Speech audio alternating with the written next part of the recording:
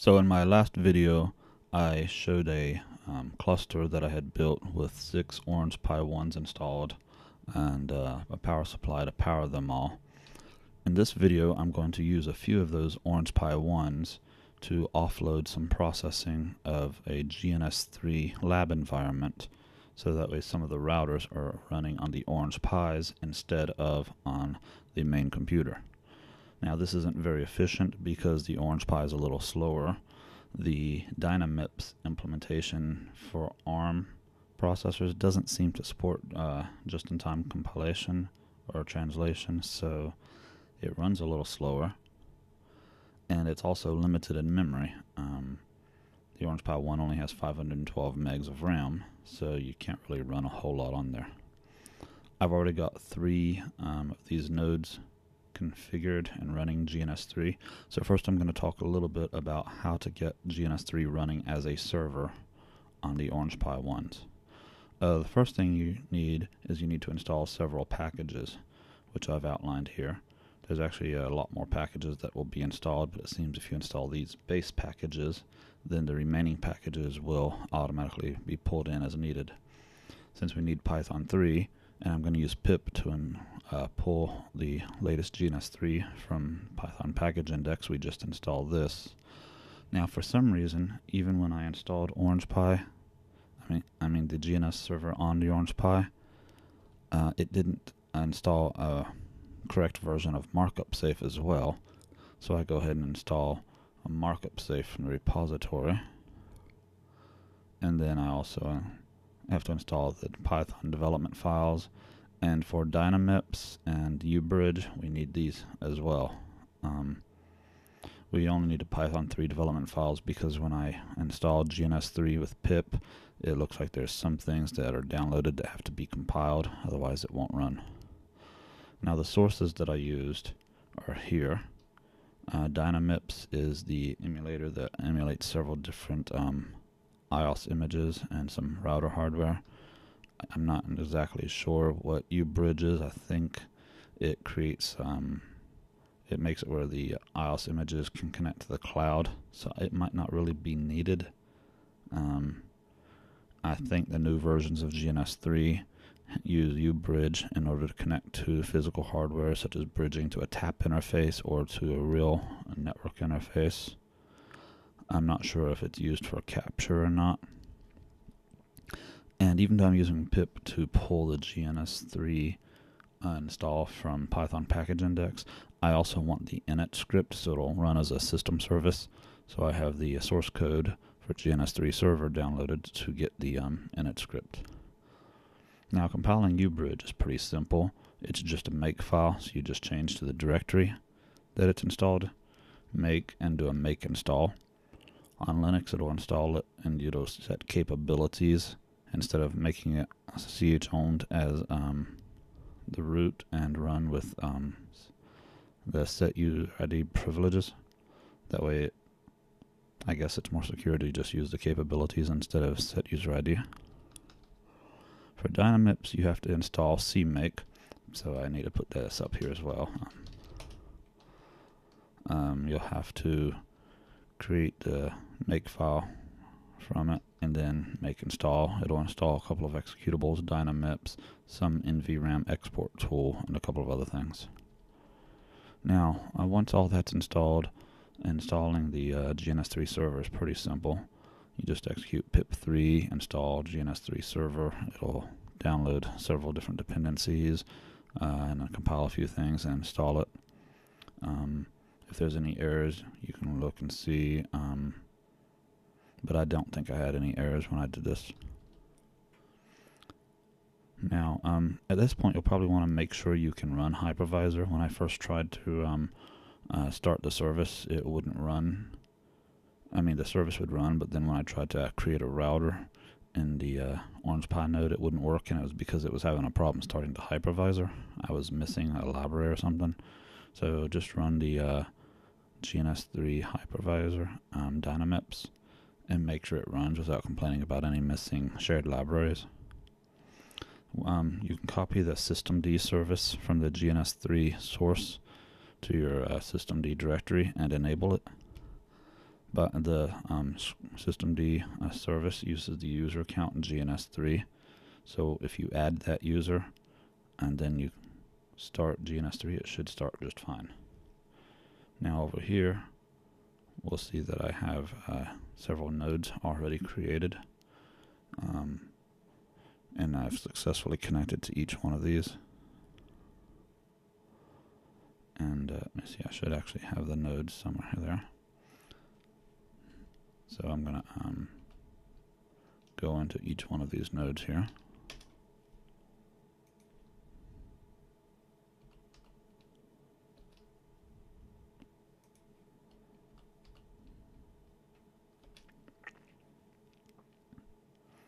So these are the 3 nodes I'm running from right now.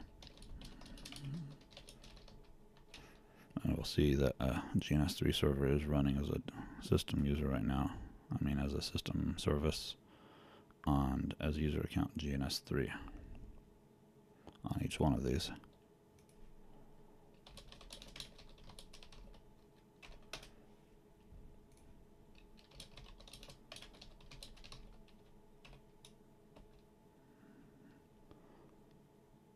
So now, in order to actually create, topology, you just do like normal. You drag it over. When you create the IOS router, it'll ask you what server you want to run on. You have to add it under the servers menu.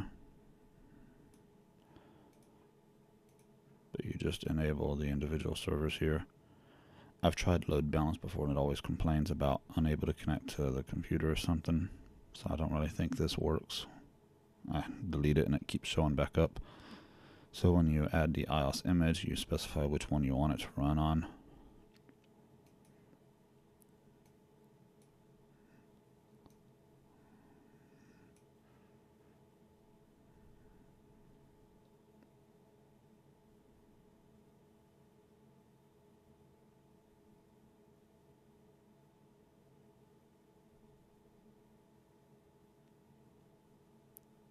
It looks like this one's not being very nice.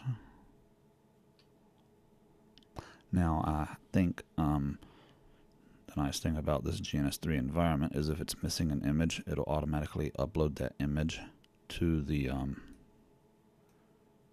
other system, the other server. I'm not sure how good that would work with running like a GNS3 image, not a GNS3, a QEMU image.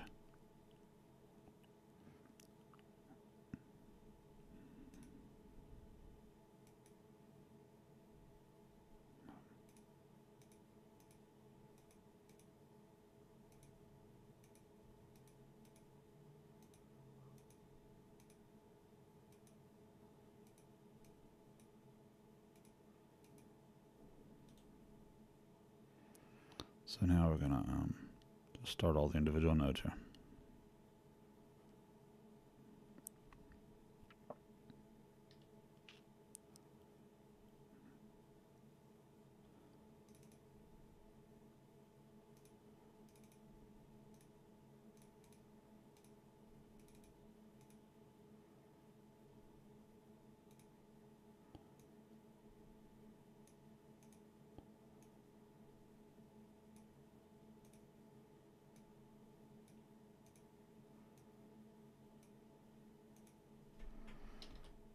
Okay, we can tell right away that the ones running on the Orange Pis are a lot slower than the one running on the computer itself.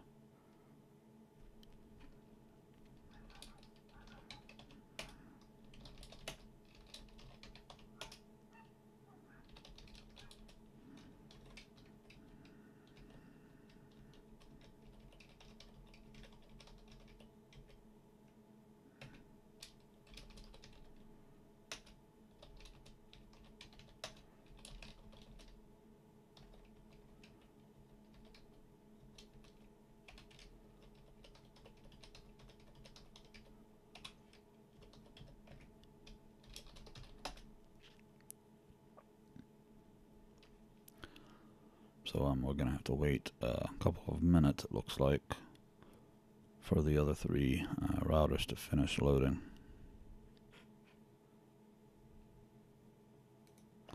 using a very simple IP addressing scheme here.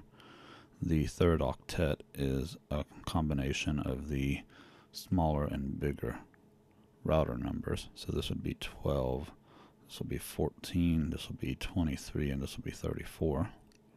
Then each node's fourth octet will either be a 1 or a 2, depending upon the smaller number. Actually, it might be better to use the router number, but then I'd have to use a /0 instead of a /255. 252, I mean.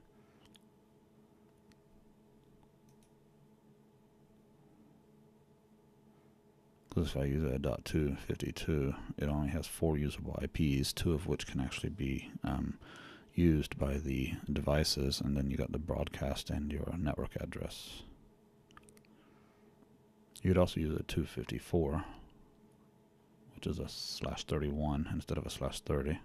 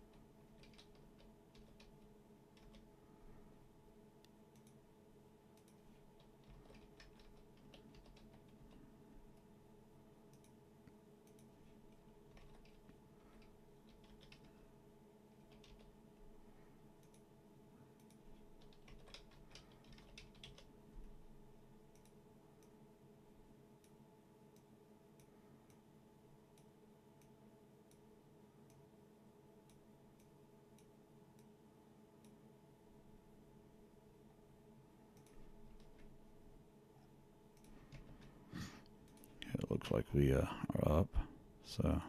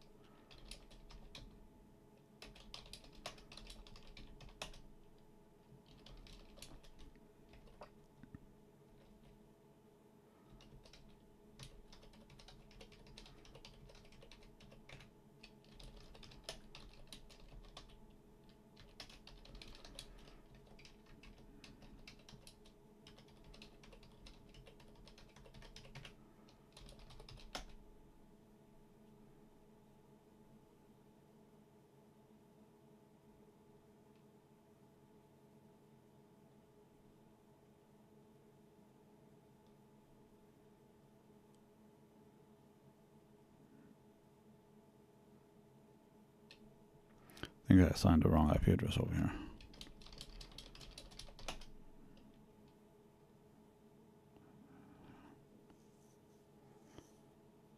Oh no, that's right.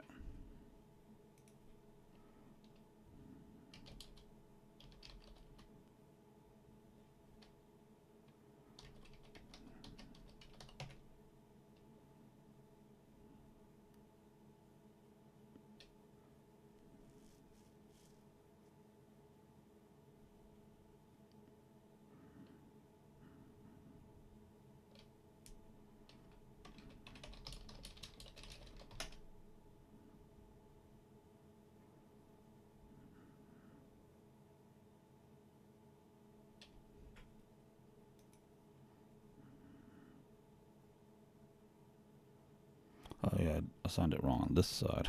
Alright.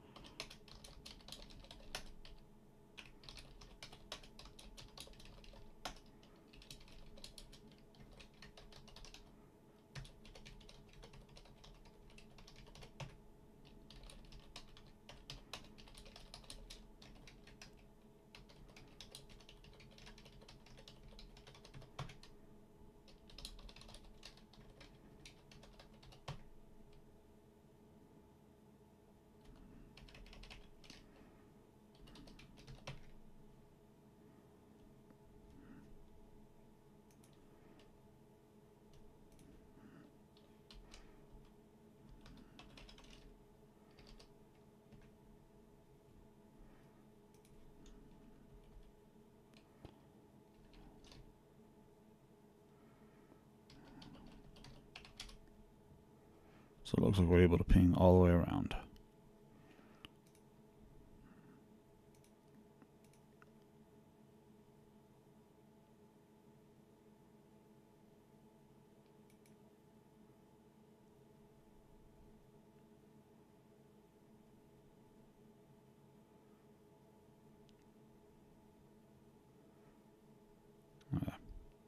Forgot which workspace I'm running GNS3 on. I think it's right there.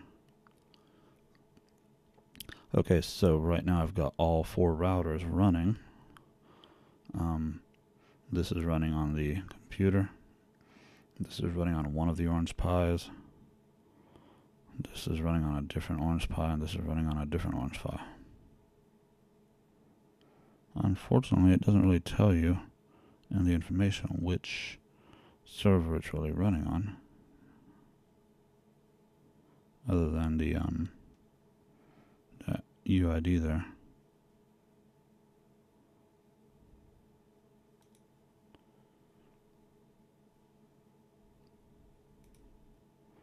But we can see it running.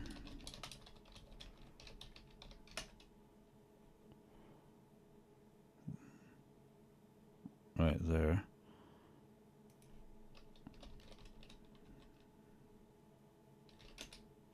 We can also see it's used a lot of the memory, and there's not really a whole lot of memory left, just one running.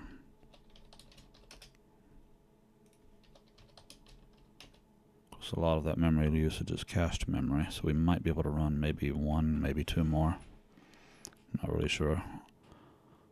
But this does demonstrate that we're able to run Dynamips on the Orange Pi 1s, and we can offload the work to other CPUs to run the other routers, the other IOS routers. And while it's not very practical for this scenario due to the limitations of the Orange Pi 1, the same thing could probably be done with real computers. If you had maybe a rack full of several server computers, you could offload the processes to each one of these.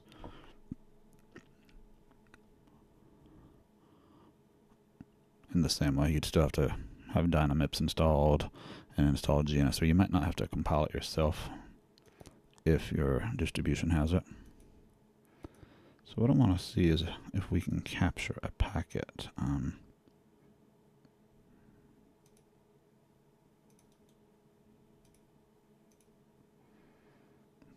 So I see here.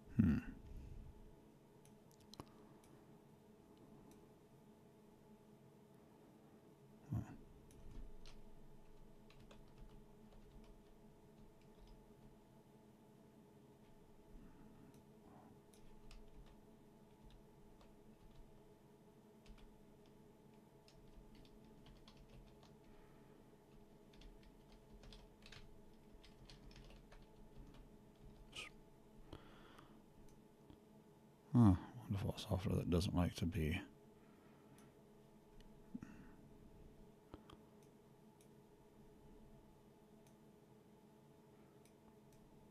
docked. So there's this, and we've got a capture between these two, so let's see.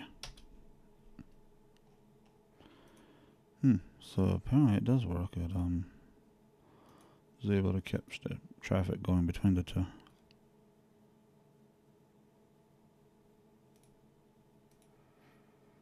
Even though the Wireshark is running locally and the captured packets were between two different remote systems, it was still able to capture. I think that's pretty impressive.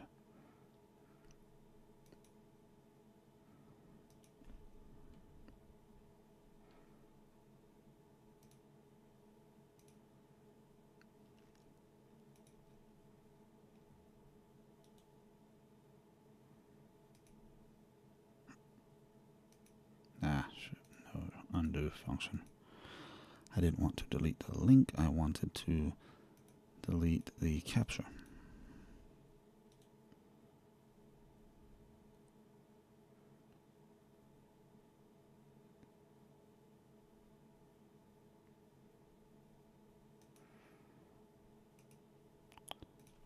Now it's probably causing the temperature on these to run pretty high as well. Oh no, it's only at 50.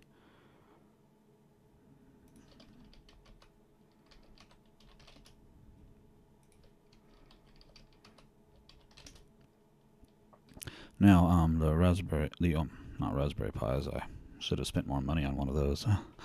The orange Pis that I have in that little box of clusters has just got a heat sink only on it. There's no fan cooling, so we could probably reduce this temperature a little bit if I would put a small fan in there to be powered as well, to create some airflow and maybe some better cooling. But right now we're only getting passive cooling on the orange Pis that are running. But yeah, that's it for this video. All it really was for is to show the individual nodes capable of running GNS3 server. It runs them as a system service, and to see that we are able to actually develop a topology and have individual routers running on different systems and still communicate with each other and ping each other, whether we're pinging from a device running on a computer to a second system, or if we're pinging between two different remote IOS routers. Of course, now that I'm done, I want to shut down all of the routers and all of the orange Pis. And the easiest way is to just broadcast all of them.